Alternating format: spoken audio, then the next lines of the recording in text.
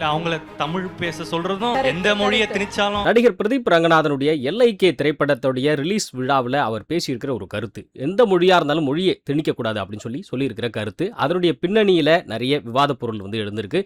பாரிசாலன் இது குறித்து ஒரு விமர்சனம் செய்திருக்கிறார். அதில் சீமானை குறிப்பிட்டிருக்கிறார். விமர்சனமாக இல்லை, வேறொரு விதமாக சீமானை பாரிசாலன் குறிப்பிட்டிருக்கிறார்.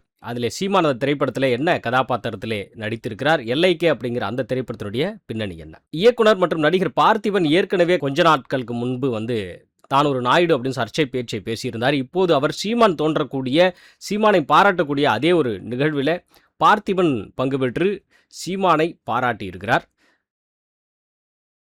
அங்க நடந்திருக்கிற கான்வர்சேஷன், அதுல மிக முக்கியமான சில குறிப்புகளை பார்த்திபன் பேசியிருக்கிறார். கொஞ்சம் சங்கடத்தில் இருந்த நேரத்தில் திரு சீமான் அவர்கள் செய்தி அனுப்பியிருந்தார்.